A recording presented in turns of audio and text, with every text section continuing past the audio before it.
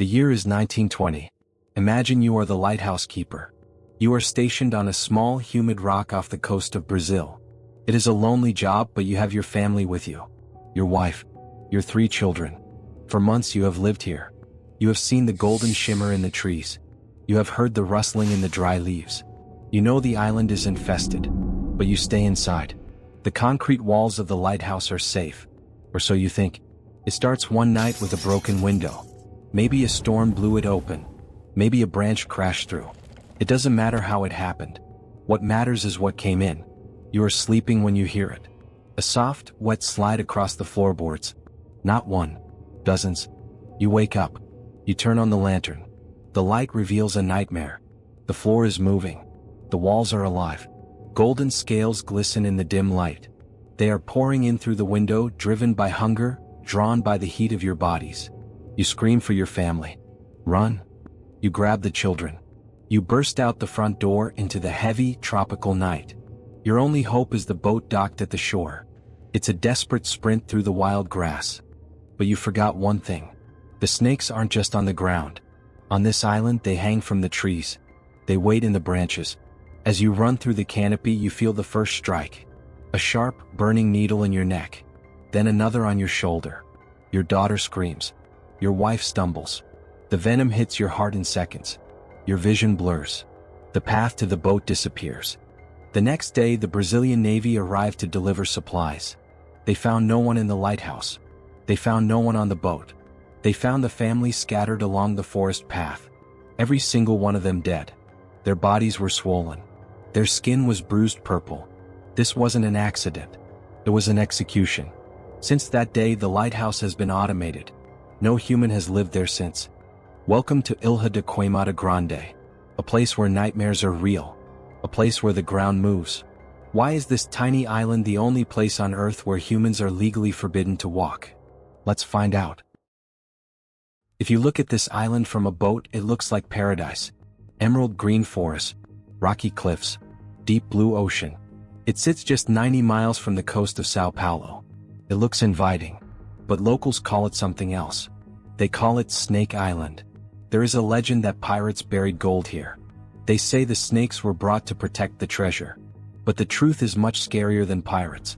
The treasure here isn't gold. It's a monster. Meet Bothrops insularis, the Golden Lancehead Viper. It exists nowhere else in the universe. If you took every Golden Lancehead in the world and put them in one place, they would all fit on this single island. It is beautiful. Its scales are a pale, creamy yellow, designed to blend in perfectly with dead leaves and sun-bleached rocks. It looks like a piece of jewelry, but do not get close. This is one of the most venomous snakes in Latin America.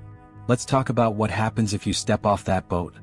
Researchers estimate there are between 2,000 and 4,000 snakes on the island. That sounds like a low number, until you look at the size of the island. It is tiny. The density is terrifying. Some estimates say there is one snake for every single square meter. Think about that. Imagine you are standing in your bedroom. Look at the floor. In a space that small, there is a snake. Now take a step. There is another one. You cannot walk here without stepping on death. And this death is painful. The Golden Lancehead is a pit viper. It hunts with heat sensors. It can feel the warmth of your blood from feet away. When it strikes, it is faster than the human eye can track. But the bite is just the beginning. Most snake venom is designed to kill small prey. A mouse, a rat. It stops the heart or shuts down the lungs. The Golden Lancehead is different. Its venom is hemotoxic. When the fangs pierce your skin, they inject a complex cocktail of enzymes. This poison doesn't just kill you. It digests you. It attacks the red blood cells. It breaks down the walls of your blood vessels. Victims of a lancehead bite describe a burning sensation that feels like fire running through their veins. The area around the bite begins to swell instantly. The skin turns black. Then it begins to die. The flesh creates blisters. It rots. The medical term is necrosis. The venom literally melts your skin and tissue. If you don't get anti-venom immediately, the toxin travels. It hits your kidneys. They fail. It hits your brain. You start to bleed from your gums. You bleed from your nose. You bleed from your eyes. On the mainland, a bite from a regular lancehead snake has a 7% mortality rate if untreated. On Snake Island, The venom of the Golden Lancehead is up to 5 times more potent. If you are bitten here, alone, in the forest, the mortality rate is effectively 100%. There is no hospital. There is no cell service. There is only the sound of the ocean, and the rustle of the next snake coming for you. How did this happen? How did a tiny rock in the ocean become a biological weapon? Nature didn't create this island by accident. It created it through isolation. 11,000 years ago, the world was different. The Ice Age was ending. Sea levels were lower. Ilha da Queimada Grande was connected to the mainland of Brazil. It was just a hill on the coast. Snakes slithered back and forth. They were normal snakes. Then the ice melted. The oceans rose. The land bridge was swallowed by the sea. The hill became an island. The snakes were trapped. At first it wasn't a problem. But as the centuries passed, the food ran out. The ground predators died off. The rats disappeared. The snakes were starving. They had only one source of food left: migratory birds. Every year, birds would land on the island to rest during their long journeys across the ocean. This was the only chance the snakes had to eat. But there was a problem. The snakes on the mainland were slow killers. They would bite a mouse, let it run away, wait for it to die, and then track it down. You can't do that with a bird. If you bite a bird and wait for it to die, it will fly away. It will die in the ocean and you will starve. So, the snakes on the island had to change. They had to evolve. Or they would go extinct. Over thousands of years, natural selection took over. The snakes with weak venom died. The snakes with slow venom died. The only snakes that survived were the ones with venom so powerful, so toxic, that it could kill a bird instantly. That is why the Golden Lancehead is so terrifying. It isn't just a snake. It is a biological machine designed for instant death. And they learned a new trick. Mainland vipers live on the ground. But the birds sit in the trees. So the Golden Lancehead learned to climb. They are arboreal. They possess a prehensile tail like a monkey. They can hang from branches, completely motionless, for days. They wait. Imagine you are walking through the island forest. You are looking at the ground, trying to avoid the snakes in the leaves. You are careful where you step. But you aren't looking up. Above your head, hanging like golden fruit, they are watching you. This is a three-dimensional minefield.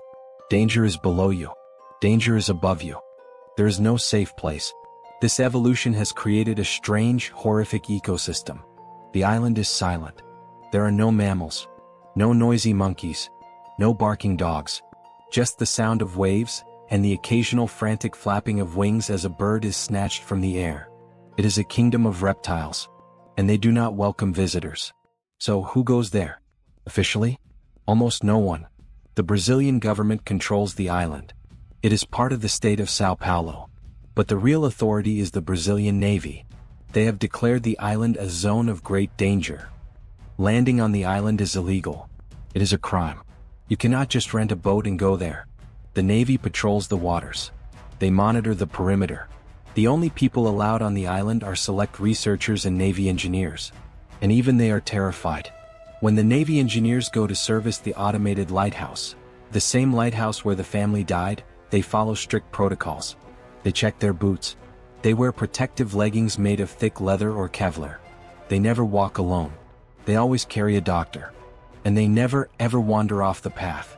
Biologists who study the snakes describe the experience as mentally exhausting. You cannot relax for a single second. Every step requires a visual scan. One researcher described looking at a tree and seeing nothing. Then his eyes adjusted. He realized there were 10 snakes in that one tree, all staring at him. But laws don't stop everyone. There is a dark side to Snake Island. A human side. The Golden Lancehead is rare. It is endangered. And in the black market of illegal wildlife trade, rare means expensive.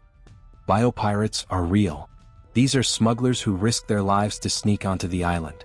They navigate the treacherous rocky coast. They climb the cliffs. They hunt the hunters. A single Golden Lancehead can sell for up to $30,000 on the black market. Collectors in Europe and the United States pay a fortune to own the world's deadliest snake. Scientists need the venom for pharmaceutical research. It is being studied for heart disease and circulation medicine. So these smugglers creep into the green hell. They carry pillowcases. They catch the vipers with hooks. They stuff death into a bag and try to make it back to the boat before the Navy catches them. or before the island catches them. There are stories of fishermen who drifted too close. One story tells of a fisherman whose engine failed. He drifted into the rocks of Queimada Grande. He was hungry. He thought he could find bananas or coconuts on the island. He went ashore. Days later, his boat was found drifting in the open ocean. When the authorities found the boat, they found the fisherman. He was lying in a pool of his own blood. His body was covered in bite marks. The scene suggested a frantic struggle. He had run from the forest, managed to get back to his boat, but he never made it back to shore. The venom worked too fast. He died alone in agony, surrounded by the ocean. These stories serve as warnings. They are whispered in the fishing villages along the coast. Don't go to the island. Don't look at the island. Don't even point your boat toward the island. We live in a world where humans have conquered everything. We have climbed the highest mountains. We have dived to the bottom of the ocean. We have built cities in deserts and jungles. We are the apex predators. We believe we own the earth. But Snake Island is a reminder that we are wrong. There are still places where we do not belong. Places where we are not the masters. Places where we are just food. If you were to step onto the shores of Ilha da Queimada Grande today, you would feel it. The heavy air. The silence. The feeling of being watched by thousands of unblinking eyes. The Golden Lanceheads have been there for 11,000 years. They have survived rising oceans. They have survived starvation. They have survived everything. They are the guardians of a forbidden kingdom. So, if you ever find yourself sailing off the coast of Brazil, and you see a beautiful green island rising from the mist, do not be fooled by the beauty. Do not let curiosity take the wheel. Turn the boat around. Sail the other way. Because on Snake Island you are not the explorer. You are the trespasser. And the penalty for trespassing is death.